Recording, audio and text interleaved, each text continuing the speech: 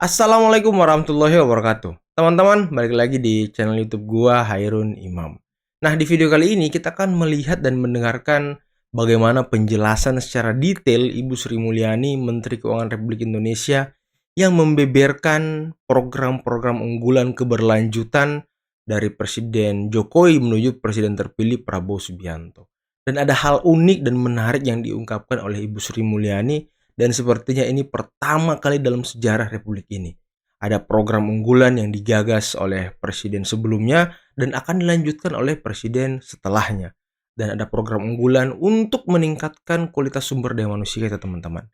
Oke, sebelum kita masuk ke videonya, jangan lupa teman-teman like, subscribe, dan share agar semua tahu, semua mengerti apa yang akan dikerjakan oleh Pak Prabowo dan apa yang diwariskan oleh Presiden Jokowi teman-teman. Oke, tanpa perlu berlama-lama lagi, mari simak videonya berikut ini. Assalamualaikum warahmatullahi wabarakatuh. Selamat sore dan salam sejahtera untuk kita semua.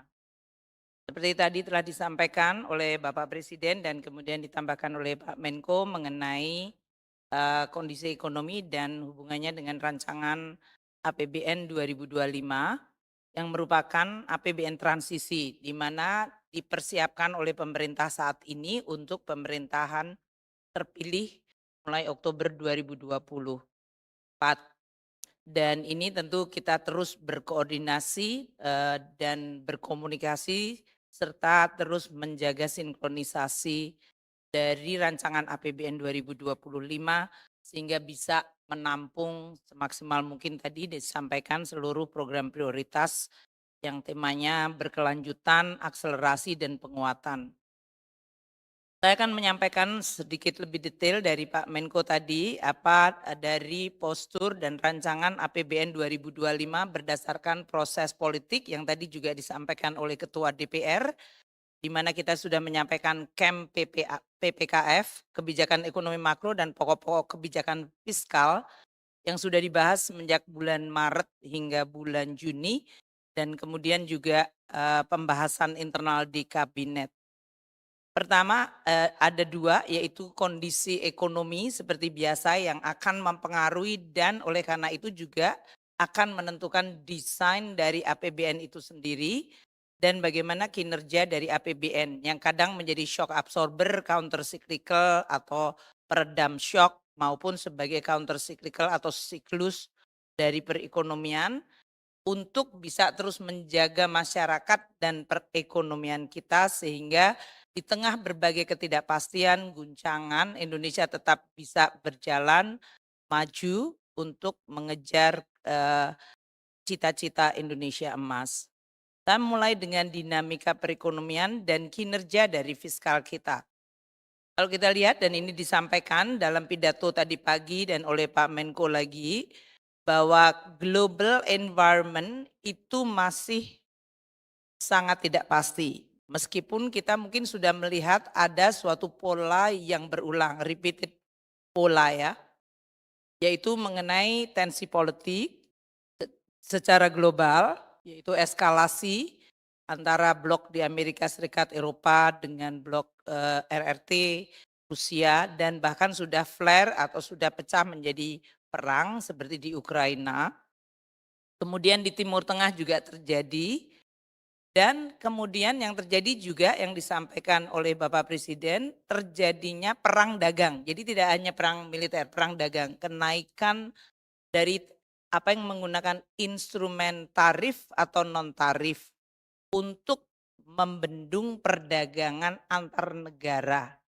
Ini yang kemudian menciptakan kerentanan terhadap global value chains atau rantai pasok global. Di sisi lain, dengan adanya berbagai kerentanan tadi memicu apa yang disebut krisis pangan dan energi sehingga inflasi melonjak tinggi di negara maju dan itu kemudian menimbulkan respons dalam bentuk suku bunga yang meningkat tinggi. Meskipun sudah ada harapan akan turun tapi suku bunga yang tinggi itu terjadi semenjak tahun 2022 hingga 2024 ini. Kombinasi tensi global disruption supply chains high inflation dan high interest rate yang menggerus daya beli dan menurunkan minat investasi, pertumbuhan ekonomi dunia melemah, hanya tinggal di 3,1%. Kalau kita bandingkan untuk dekade sebelumnya bisa tumbuh di atas 4, sekarang hanya di 3,1. Dan dalam situasi yang penuh ketidakpastian, disruption itu kemudian menimbulkan volatilitas di pasar keuangan. Ini nilai tukar, arus modal, maupun yield dari surat berharga maupun nilai dari surat-surat berharga. Bisa bergerak overnight itu secara sangat tiba-tiba, dan itu yang terjadi seperti yang di Jepang pada minggu lalu. Di sisi lain kita berhadapan dengan faktor fundamental yang berubah. Perubahan iklim, teknologi digital dan artificial intelligence maupun demografi. Itu 3 structural issue yang pasti akan men-shape atau membentuk dan mempengaruhi perekonomian global dan nasional. Nah, dalam environment yang seperti itu, kalau kita lihat bagaimana perekonomian Indonesia dibandingkan dunia, kita lihat dari 3 saja. Growth, investment, dan ekspor barang. Growth Indonesia yang merah constantly selalu above. Waktu semuanya tertekuk atau bertekuk lutut terhadap COVID-19, Indonesia rebound dan kita bisa tumbuh tadi di 5%. Yang disampaikan oleh Bapak Presiden dan Pak Menko. Sementara dunia masih struggle dengan recovery. Mereka masih banyak yang masih recover atau mengalami apa yang disebut scarring effect atau efek luka yang dalam. Investment kita juga relatif selalu tumbuh di atas rata-rata dunia. Ini menunjukkan bahwa destination investment di Indonesia cukup atraktif dan harus terus ditingkatkan. Tidak berarti bahwa tidak ada homework, banyak yang masih harus diselesaikan. Dan ekspor kita juga relatif mengikuti growth dari ekspor dari barang dan jasa dunia. Kadang-kadang bahkan kita bisa tinggi pada saat kita memiliki posisi geostrategis seperti punya komoditi seperti nikel dan lain-lain. Nah, inilah performance berarti ini tidak datang dengan sendirinya. Ini adalah bagian dari hasil berbagai kebijakan termasuk kebijakan fiskal. Dan oleh karena itu, fiscal policy APBN memerankan peranan yang penting untuk menjaga kinerja ekonomi dan melindungi masyarakat. Pertumbuhan ekonomi Indonesia konstan di atas 5% sesudah terutama COVID atau bahkan before COVID, itu despite begitu banyaknya apa yang terjadi di dalam gejolak dunia. Karena kita memiliki domestic demand, consumption rumah tangga yang akan terus dijaga dari sisi daya beli, 53% menjelaskan GDP kita, consumption pemerintah 7%, investment itu hampir 30% dan ekspor 21 minus import 18,9. Dalam environment dunia yang melemah kita harus make sure fokus bahwa domestic demand kita consumption investment dan to some extent even export yang cenderung melemah tetap kita bisa push menggunakan berbagai instrumen. Oleh karena itu nanti policy mengenai consumption rumah tangga seperti daya beli, inflasi terkendali, employment creation itu menjadi penting. Belanja pemerintah dan policy pemerintah ditujukan kepada hal tersebut. Termasuk dalam hal itu nanti adalah berbagai kebijakan-kebijakan di bidang bansos, kesehatan maupun dari pendidikan.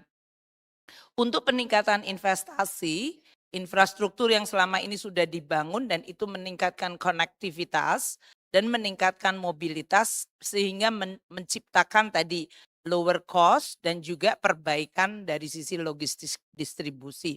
Selain juga menciptakan attractiveness terhadap investasi baru. Investasi tidak selalu dari luar tapi juga dari dalam di mana kesempatan berusaha muncul.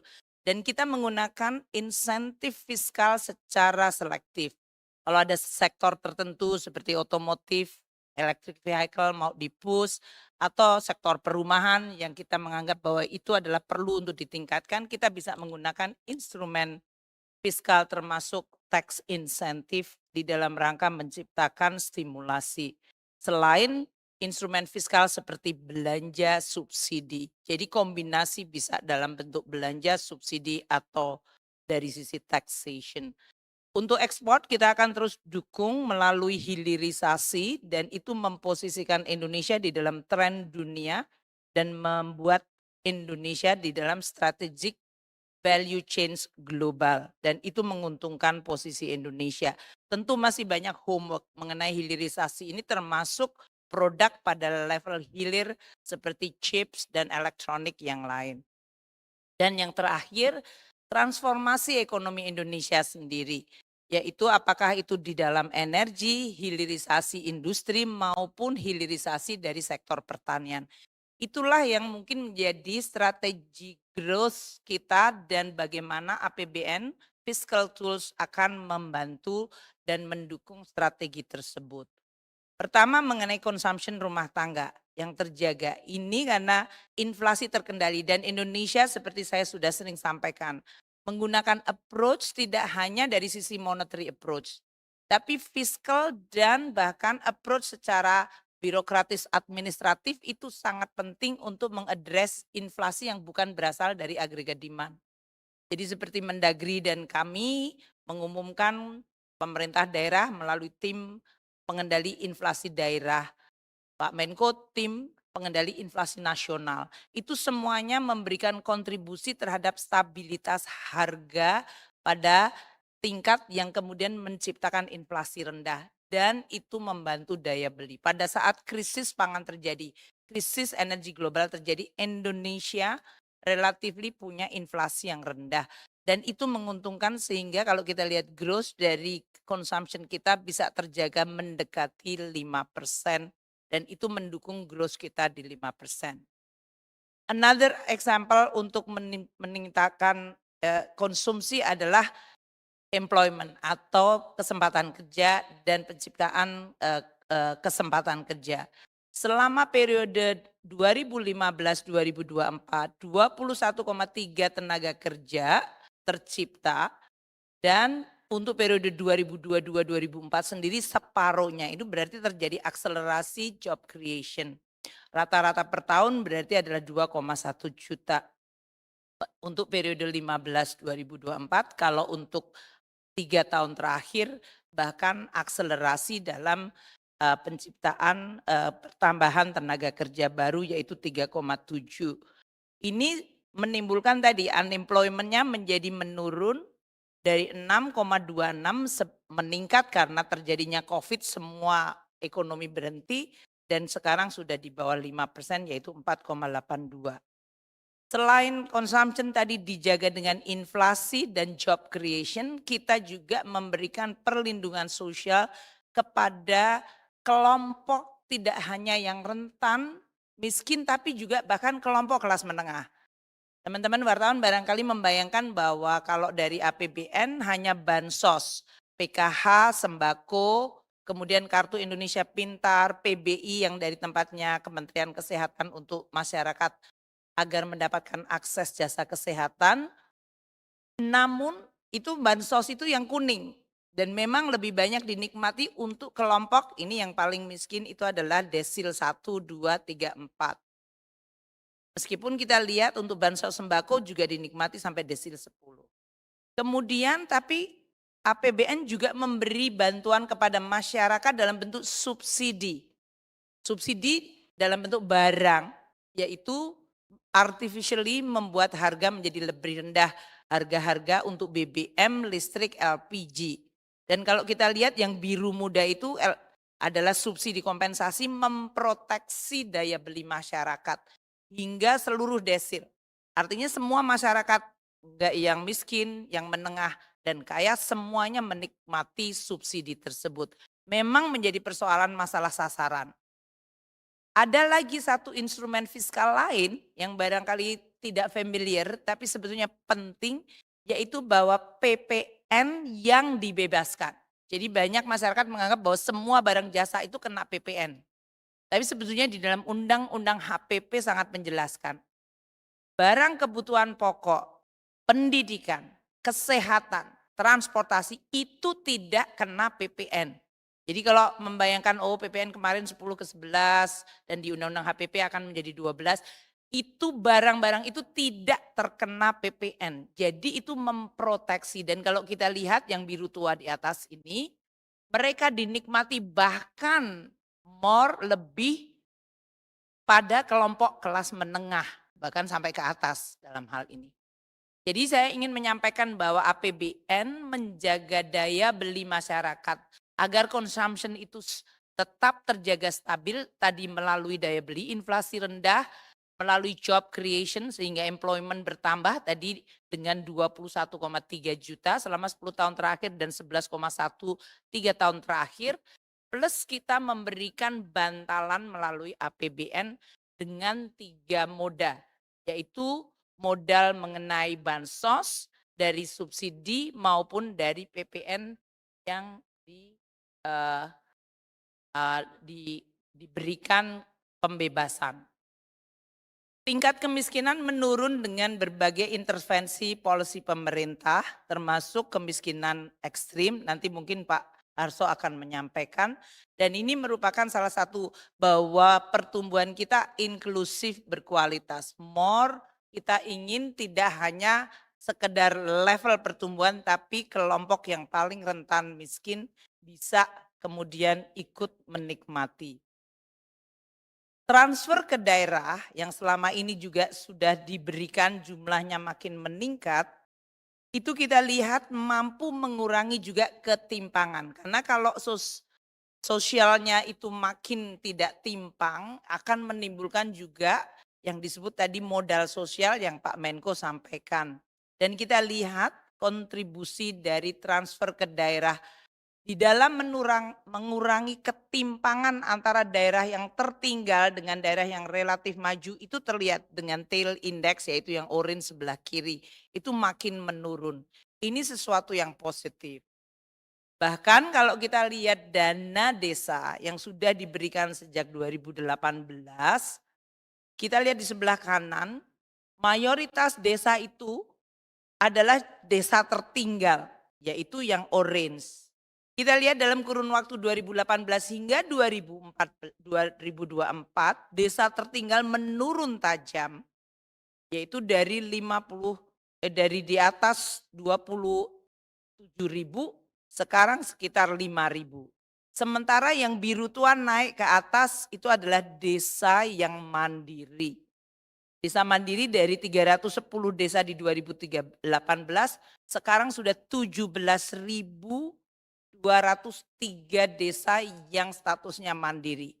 Desa tertinggal yang 2018 27.860 sekarang menjadi 6.100. Masih harus diturunkan terus, tapi ini adalah sesuatu yang positif di dalam menyelesaikan persoalan-persoalan pada kelompok masyarakat yang rentan, daerah yang masih tertinggal, dan kelompok masyarakat miskin. Kalau tadi kita bicara tentang consumption, kita bicara investasi. Investasi kita masih cukup kuat, baik ditopang oleh PMA maupun PMDN dan juga dari perbankan. Kalau kita lihat growth dari investasi masih perlu didorong, tapi kita selalu relatif konstan di sekitar 4,4, tapi tentunya bisa diakselerasi untuk bisa menciptakan pertumbuhan yang lebih tinggi. Investasi yang kuat ini didorong oleh PMA dan PMDN. Kita lihat dari 11 triliun sudah naik lebih dari 2 kali lipat, terutama periode pasca krisis COVID. Jadi ini udah doubling dalam terutama 3-4 tahun terakhir. Kredit bank juga sudah mulai growing untuk total credit growth yang sekarang ini tumbuh di 11,5. Kredit investasi bahkan tumbuh lebih tinggi di 13,9 dan kredit modal kerja yang tumbuh 10,9. Double digit growth dari banking sektor maupun dari PMA PMDN. Ini menciptakan capital yang tertanam dan menimbulkan growth. Nah sekarang kita lihat beberapa hasil dari tadi kebijakan fiskal maupun kebijakan ekonomi secara umum di bawah Pak Menko Perekonomian dan Marinvest. bagaimana dia menciptakan hasil. Anggaran pendidikan selama 2015-2023 tadi disampaikan Bapak Presiden 4.006,1 triliun dan sudah meningkatkan dari jumlah sekolah dan ini nanti di era Pak Prabowo akan diadres isu mengenai kualitas sekolahnya. Jumlah sekolahnya meningkat, angka partisipasi kasar perguruan tinggi naik. Ini termasuk salah satu indikator mau menjadi negara maju adalah ya jumlah orang yang bisa masuk ke perguruan tinggi. Prevalensi stunting turun, jumlah rumah sakit umum naik, nanti Bapak Menteri Kesehatan dan Menteri Pendidikan bisa menyampaikan dan jumlah puskesmas juga naik. Ini artinya akses kepada kesehatan selain dari sisi biaya kayak PBI ditanggung tapi juga lokasi dan juga akses kepada pendidikan terutama kelompok yang paling vulnerable. Perlindungan sosial, tadi jumlah perlindungan sosial itu 3.127 triliun. Dan itu mampu menurunkan angka kemiskinan. Jangan lupa angka kemiskinan sedikit melonjak pada saat COVID dan oleh karena itu kita kembali menurunkan. Tadi Gini koefisien menurun dari 0,4 kita sekarang di 0,379. Pengangguran juga menurun seperti yang tadi disampaikan. Dan anggaran untuk infrastruktur yang sudah kita gelontorkan 3.167,4 triliun itu meningkatkan jumlah jalan yang tol maupun yang bukan tol. Belum termasuk irigasi jembatan yang tadi telah disampaikan. Nah, APBN terus mendukung tadi pembangunan. Tapi APBN dan fiskal sebagai instrumen terus dijaga agar tetap sehat, kredibel dan sustainable. Kinerja APBN ini pada saat mengalami tekanan kemudian harus recover. Dan sekarang kita sudah lihat membaik lagi. Dari sisi penerimaan revenue APBN pendapatan per GDP sudah mulai meningkat lagi. Walaupun terjadi gelombang kadang-kadang komoditas boom atau terjadi beberapa shock. Rasio utang kita menurun tadi disampaikan oleh Bapak Presiden termasuk yang terendah di dalam G20 maupun ASEAN. Dan defisit kita relatif terjaga bahkan Indonesia income trap. Dan untuk itu kita butuh mengakselerasi growth hingga 6 hingga bahkan 8%. Ini artinya pemerintah harus terus fokus untuk meng-create momentum pertumbuhan tanpa mengorbankan stabilitas.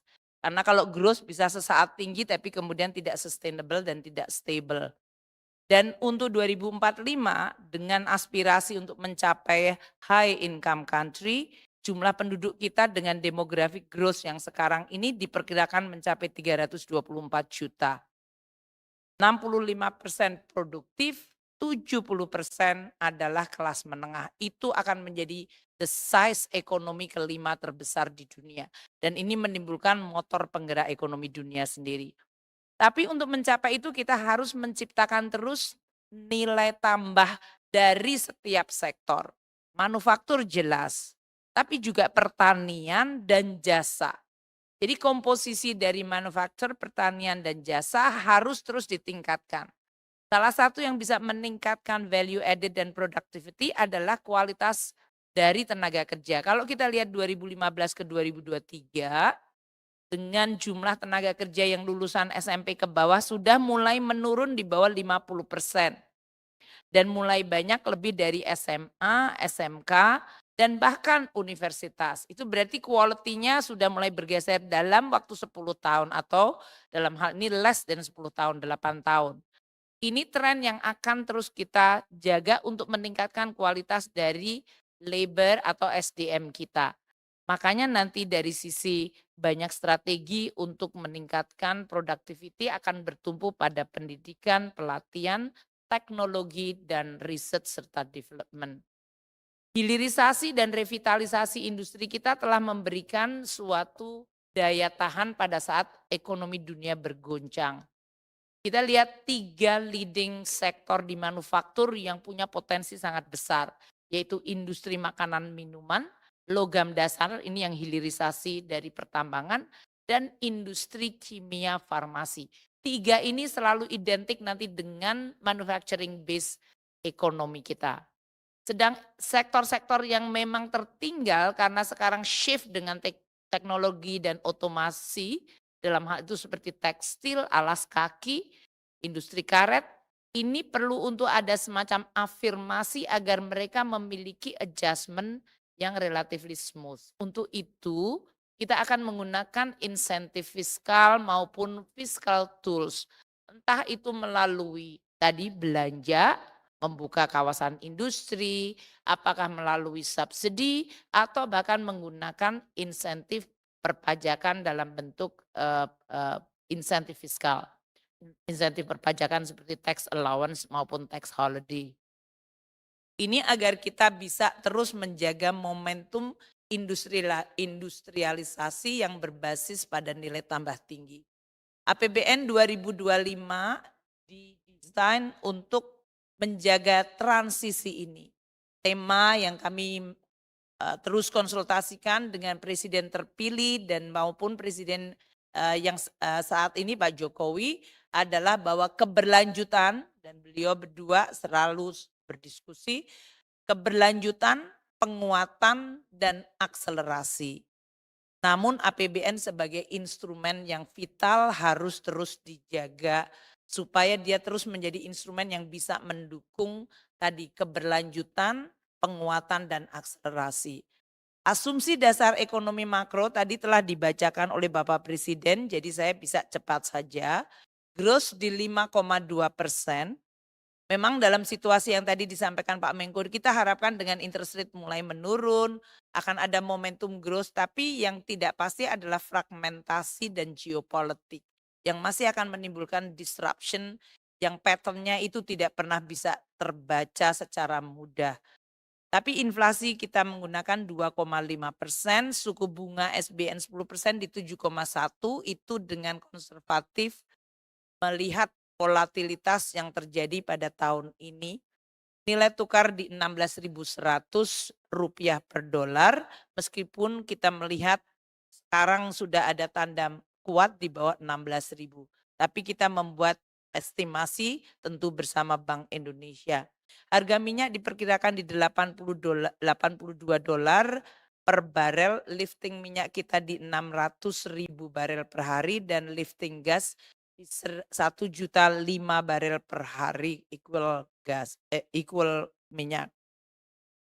Untuk berbagai indikator pembangunan, ini biasanya Pak Menteri Bappenas, kita sudah juga diskusi dan bicara dengan DPR dan DPR aspirasinya sesuai dengan yang disampaikan di sini, tingkat kemiskinan diturunkan di 7,8, kemiskinan ekstrim harus mencapai 0%, rasio Gini di 0,379 hingga 0,382, pengangguran dijaga di 4,5 hingga 5%, indeks modal manusia di 0,56, nilai tukar petani 115 hingga 120, dan nilai tukar nelayan 105 hingga 108. Postur APBN kita dengan defisit 2,53%, pendapatan negara akan mencapai 2.996,9 triliun. 2.996,9 triliun. Kalau dibandingkan dengan tahun ini target 2.802,3 triliun. Tahun depan belanja negara mencapai 3.613,1 triliun. Tahun ini ada di 3.325,1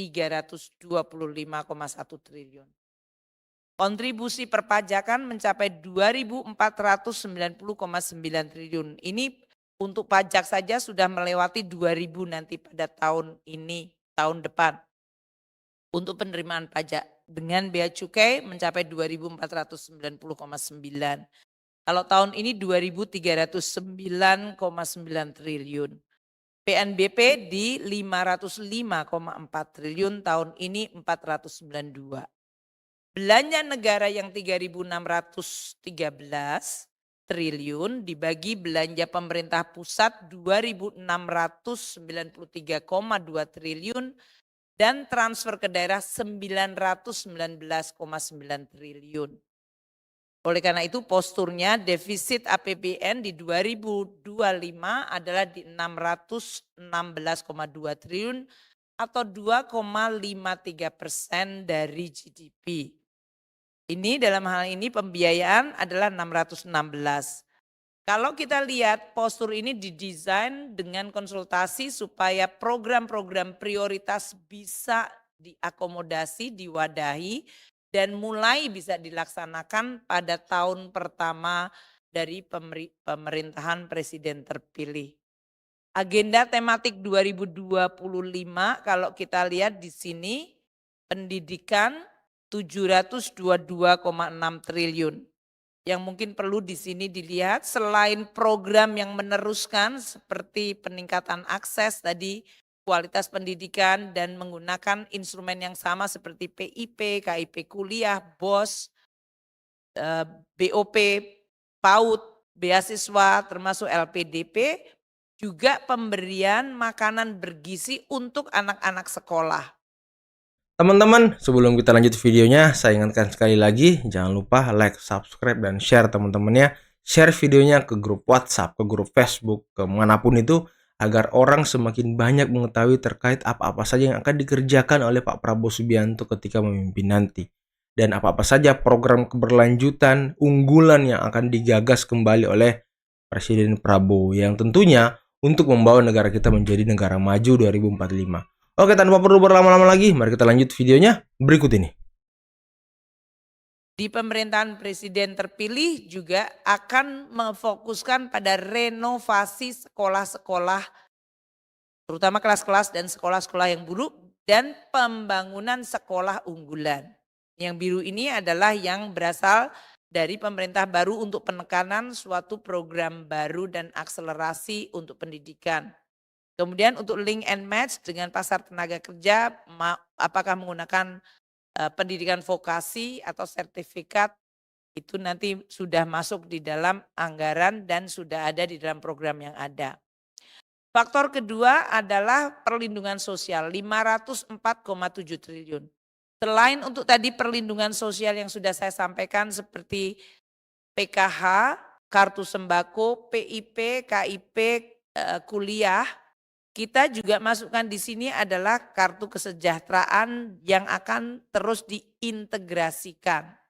Yang disampaikan diperkuat, diperbaiki. Juga ada penguatan perlindungan sosial sepanjang hayat, terutama karena kita antisipasi demografi yang mulai menua. Dan penguatan dari graduasi dan dari kemiskinan. Untuk infrastruktur yang mencapai 400,3 triliun, ini terutama infrastruktur yang mendukung ketahanan pangan. Karena presiden terpilih fokus kepada ketahanan pangan, jadi untuk infrastruktur pertanian, jaringan irigasi, dan bendungan maupun sampai dengan kepada daerah nanti. Juga infrastruktur pendidikan dan kesehatan. Kalau ini sudah diakselerasi zamannya Pak Budi Sadikin dan juga dari tempatnya Pak Nadiem dengan PUPR yang melakukan pembangunan. Penyediaan rumah murah menjadi salah satu hal yang akan ditingkatkan. Dan di dalam anggaran infra ini adalah untuk keberlanjutan IKN serta transformasi ekonomi, terutama untuk membuka daerah-daerah industri baru. Kesehatan akan mencapai 197,8, ini nanti Pak Menteri Kesehatan bisa menjelaskan untuk program-program apa saja. Ketahanan pangan menjadi salah satu perhatian dari presiden terpilih dan oleh karena itu 124,4 triliun. Di sini selain apa yang sudah dilakukan oleh kementerian terkait juga untuk lumbung pangan, akses pembiayaan petani, dan penguatan cadangan pangan nasional. Dan terakhir hukum dan HAM, Hankam 372,3 triliun. Ini untuk berbagai modernisasi alutsista kita, Alpa Hankam, penguatan TIK, dukungan dari industri strategis, dan kegiatan operasional hukum dan Hankam. Untuk program prioritas presiden terpilih makanan bergizi gratis yang 71 triliun sudah ada di sini. Nanti akan dijelaskan oleh tim dari makanan bergizi gratis yang sekarang terus disempurnakan.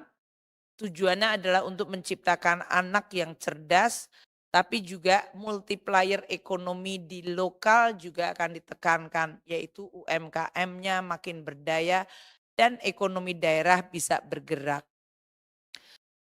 Bapak Presiden terpilih meminta supaya revitalisasi sekolah ditekankan.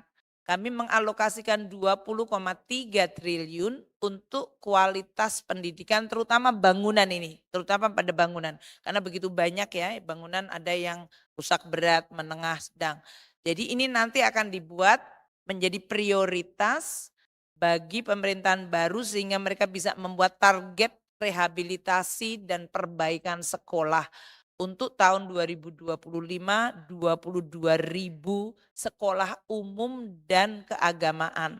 Dan ini diharapkan juga menciptakan multiplier karena ini konstruksinya sederhana, bisa dilakukan oleh perusahaan konstruksi lokal. Kita mengharapkan ada dampak terhadap growth maupun terhadap penciptaan tenaga kerja hingga 178.000. Kemudian ketahanan pangan menjadi perhatian dari dari presiden terpilih. Kita mengalokasikan 124,4 triliun dari mulai sisi praproduksi, produksi, distribusi, pemasaran hingga di sisi konsumen yaitu dari sisi makanan bergizi, kartu sembako maupun stabilitas harga. Kalau kita lihat dari praproduksi, dari bantuan alat tangkap, subsidi pupuk, bantuan alat mesin, benih, baik pangan maupun ikan. Dari sisi produksi akan ada 3 food estate lokasinya di Kalteng, Sumut, dan NTT. Dan pencetakan sawah baru. Ini akan pengembangan kawasan padi, jagung, dan tadi infrastruktur seperti bendungan, jaringan. Distribusi terutama untuk perbaikan jalan, akses supaya tidak menimbulkan harga yang bergejolak. Dan dari sisi pemasaran serta stabilisasi harga hingga tadi yang saya sampaikan konsumen.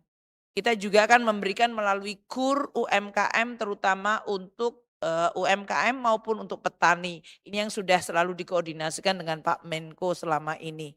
Gerakan pangan murah di 39 lokasi akan dilakukan. Ini terutama pada saat biasanya masa-masa paceklik.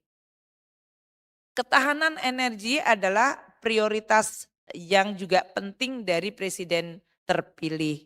Kami mengalokasikan dalam hal ini 421 triliun dari sisi untuk meningkatkan subsidi atau keterjangkauan maupun menjaga melalui berbagai instrumen fiskal agar produksi minyak dan gas meningkat. Waktu itu Menteri SDM minta supaya cost recovery 2017 melalui PP 27 diubah menjadi PP 53 dalam bentuk gross split dan rezim perpajakannya diubah. Kami selalu akan mendengar dan berkoordinasi dengan tim dari Kementerian Teknis dan Menko untuk melihat bagaimana instrumen fiskal bisa bekerja dan mendorong berbagai produksi ketahanan energi ini dengan peningkatan lifting minyak dan gas. Renewable energy, energy transition mechanism sudah diintroduce dan ini juga membutuhkan banyak instrumen fiskal untuk transformasi energi hijau.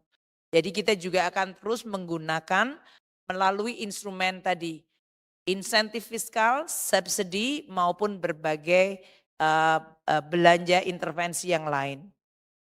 Hilirisasi selain dari sisi tambang juga dari sisi sawit.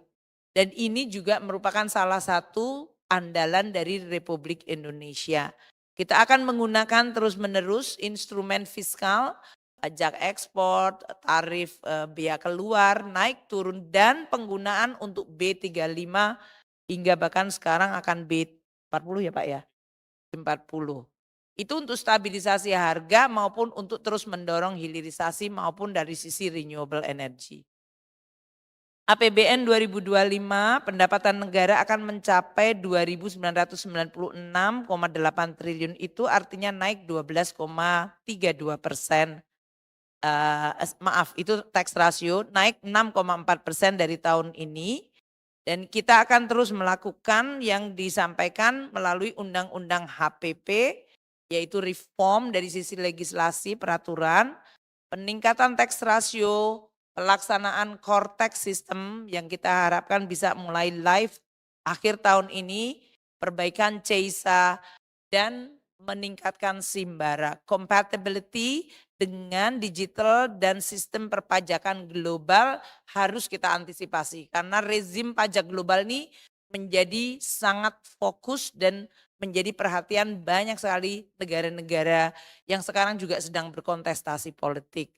Reformasi untuk pengelolaan SDA dan barang milik negara juga diharapkan makin meningkatkan penerimaan non pajak, bukan pajak. Dan pajak bea cukai bisa juga dalam bentuk insentif. Tidak dipungut atau ditanggung pemerintah supaya bisa menciptakan insentif bagi sektor-sektor tertentu. Belanja pemerintah untuk pusat mencapai 2.693,2 triliun. Kalau teman-teman wartawan lihat, yang merah itu adalah belanja KL dan yang biru adalah belanja non KL. Kenapa belanja KL-nya relatif lebih kecil 976 dibandingkan tahun ini yang diperkira adalah 1090. Ini karena kita menghormati untuk presiden terpilih nanti untuk melakukan improvement. Makanya belanja KL relatifly kecuali yang sudah dari presiden elect, presiden terpilih menyampaikan ingin melakukan A, B, C. Tapi yang lain itu masih di retain di belanja non KL yang makanya angkanya menjadi tinggi yaitu 1.716,4 triliun. Ini nanti pada bulan Oktober untuk bisa dialokasikan dan biasanya nanti naik pada executing kementerian atau lembaga yang dipilih untuk melakukan tugas tertentu. Entah itu makanan bergizi, entah itu hal lain seperti tadi perbaikan sekolah, dan hal-hal yang menjadi prioritas dari presiden terpilih. Belanja akan terus diakselerasi, efisiensi belanja terutama belanja barang dan operasional pemerintah harus terus ditingkatkan, belanja modal untuk bisa terus meningkatkan produktivitas dan subsidi serta perlindungan harus makin tepat sasaran seperti yang memang menjadi target dari pemerintahan presiden terpilih. Transfer ke daerah akan meningkat 919,9 triliun. Ini naik 7,3%. Namun tidak hanya levelnya tapi sinergi harmonisasi dengan fiskal pusat daerah itu penting sekali. Dan kegiatan ini yang didanai oleh TKDD diharapkan mampu menciptakan growth dan kesejahteraan well-being serta membuat daerah itu makin konvergen. Artinya transfer itu yang untuk daerah yang miskin memang diberi dengan formula lebih banyak ada afirmasi dibandingkan daerah yang memang sudah maju. Sehingga yang tertinggal bisa kemudian mengejar ketertinggalan. Kita berharap daerah juga meningkatkan kemampuan penerimaan pajak asli daerah, local taxing power, dan daerah juga mulai makin sophisticated untuk mengelola APBD-nya dengan pembiayaan inovatif. Sehingga mereka tidak 100% tergantung dari transfer saja. Subsidi kompensasi untuk tahun 2025 mencapai 525. Kalau kita lihat subsidi energi dan kompensasi 394,3 triliun. Dan subsidi non-energi 131,3. Kenaikan cukup tinggi pada subsidi non-energi di bawah tuh kelihatan naik. Itu terutama untuk tadi ketahanan pangan karena kita mengalokasikan hingga 9 juta ton pupuk subsidi. Ini kenaikan dari yang tadinya angkanya ada di 6 hingga 7 juta ton. Ini tentu perlu untuk tetap dijaga dari sisi ketepatan sasaran. Subsidi yang lain yang tetap LPG 3 kilo, solar, minyak tanah, dan subsidi listrik terutama untuk rumah tangga miskin dan rentan serta transisi energi akan dilakukan menggunakan anggaran untuk ketahanan energi ini. Kita juga memberikan yang subsidi non energi ini untuk masyarakat berpendapatan rendah terutama untuk pembelian rumah, ini yang kemarin menjadi salah satu isu untuk mengakselerasi 1 juta rumah untuk MBR, dan untuk tahun depan mungkin akan ada target baru yang akan ditetapkan oleh pemerintahan presiden terpilih. KUR akan terus disediakan subsidi untuk bunganya, baik untuk UMKM, petani, nelayan. Dan kita juga masih menggunakan insentif pajak yang ditanggung pemerintah untuk sektor-sektor pilihan. Kalau kemarin perumahan, otomotif, itu nanti adalah presiden terpilih bisa menetapkan sektor mana yang akan menjadi sektor perhatian. Terakhir saya akan bicara tentang defisit. Tadi disampaikan defisit untuk 2025 adalah pada 2,53% dari GDP, atau angkanya tadi 600, ya,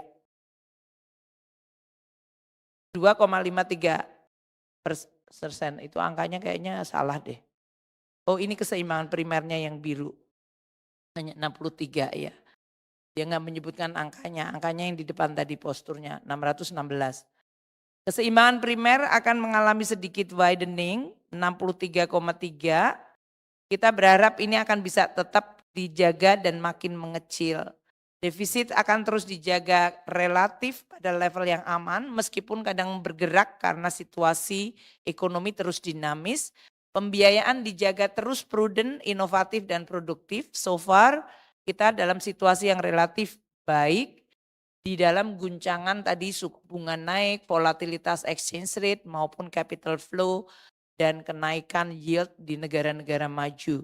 Kita juga menyediakan fiscal buffer seperti yang terjadi turbulensi dari mulai tahun 2022, 2023 dan 2024 ini, ada fiscal buffer sehingga menyebabkan seolah-olah ekonomi kita relatif stabil walaupun tekanan terasa. Ini tidak membuat kita goyang atau menggelimpang seperti beberapa negara yang mengalami krisis fiskal yang kemudian menimbulkan krisis politik dan sosial. Peranan dari barang milik negara, special mission vehicle, BUMN, sovereign wealth fund seperti INA akan terus ditingkatkan untuk attracting financing yang inovatif tapi tetap prudent. Dan pembiayaan akan terus dilakukan untuk beberapa seperti MBR, UMKM, dan UMI. Jadi saya tutup, APBN terus menjaga dan mendukung transisi politik ini secara smooth dan efektif. Kita terus fokus sesuai dengan arahan dari presiden saat ini dan presiden terpilih adalah tema keberlanjutan, penguatan dan akselerasi. APBN adalah instrumen yang merespons berbagai tantangan yang sering muncul baik dalam bentuk shock absorber maupun counter cyclical, dan APBN dijaga kredibel, akuntabel, sehat serta berkelanjutan. Demikian Pak Menko, terima kasih. Terima kasih Bu Menteri Keuangan sudah menjelaskan secara jelas. Nah, teman-teman, itulah tadi penjelasan dari Ibu Sri Mulyani terkait dengan apa-apa saja yang dikerjakan ataupun program-program apa saja yang akan dijalankan oleh Presiden terpilih Prabowo Subianto periode 2024-2029, teman-teman. Dan apa-apa saja program-program keberlanjutan unggulan yang akan dilanjutkan oleh Pak Prabowo tentunya untuk membawa Indonesia menjadi negara maju tahun 2045. Utamanya mungkin hilirisasi, teman-teman ya. Dan juga bagaimana anggaran pendidikan ini pertama kali dalam sejarah meningkat secara drastis. Gunanya untuk merenovasi puluhan ribu sekolah agar ya kita bisa mencetak generasi-generasi unggul, teman-teman. Dan juga kita akan fokus meningkatkan sumber daya manusia kita. Karena apa? Kita akan memasuki bonus demografi. Pak Jokowi sudah membangun pondasi infrastruktur, konektivitas, dan sekarang waktunya Pak Prabowo Subianto, Presiden Republik Indonesia terpilih ke-8, akan membangun pondasi sumber daya manusia.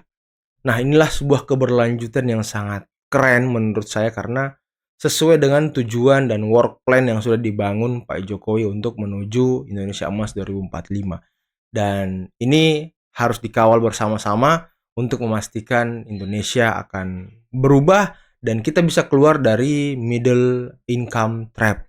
Nah, ini sesuatu yang sangat mengerikan karena middle income trap ini yang membuat banyak sekali kaum-kaum menengah ini menjadi kaum rentan, teman-teman. Karena tidak ada peningkatan kualitas hidup tidak ada peningkatan kualitas pendapatan, dan juga tidak ada peningkatan kesejahteraan masyarakat. Nah, inilah yang akan digagas, dibangun, dan menjadi fokus dari Presiden Prabowo nanti.